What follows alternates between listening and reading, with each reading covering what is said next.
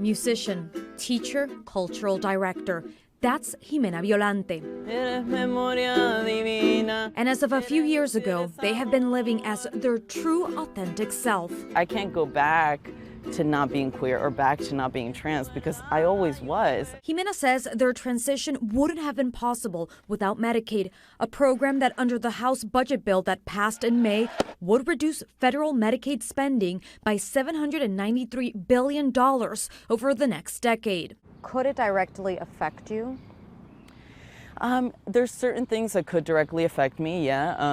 For example, I am currently on testosterone. I take hormones every day, and that is covered, thankfully it's covered by Medicaid. We talked to Kenneth Gonzalez, executive director of the Republican Party in New Jersey, about these cuts. We asked him how these cuts could affect members of the LGBTQ plus community. The American population should not have to cover their health expenses of any issues or anything else that may arise as a result of their personal decision to change their sex. While those are proposed cuts, the Department of Government Efficiency already made alterations to HIV prevention funds. The NBC 10 investigators combed through public DOJ information and found 37 grants mentioning HIV or AIDS that were cut, valued at nearly $1.3 billion.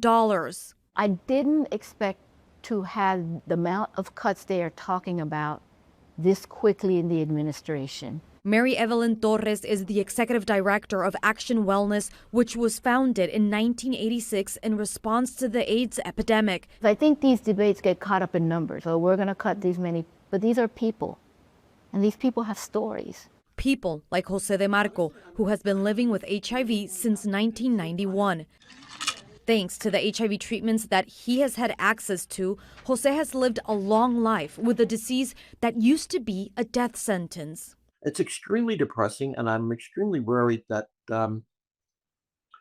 his actions are going to generate a new AIDS crisis in this country and globally as well. We reached out to the White House and asked them why were these cuts made.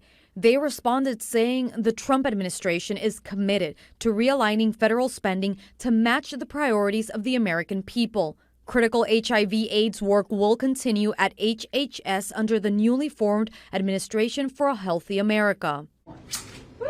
Meanwhile, in Philadelphia, a new center dedicated to HIV prevention and finding a cure opened its doors, made possible by a $24 million investment from the Wistar Institute, which does receive government funding. We asked the health commissioner of Philadelphia how these federal cuts are affecting them. We do receive significant amounts of funding in grant funding, and so we are keeping an eye on any sort of movement at the federal level. For NBC 10 News, I'm Valeria Aponte-Feliciano.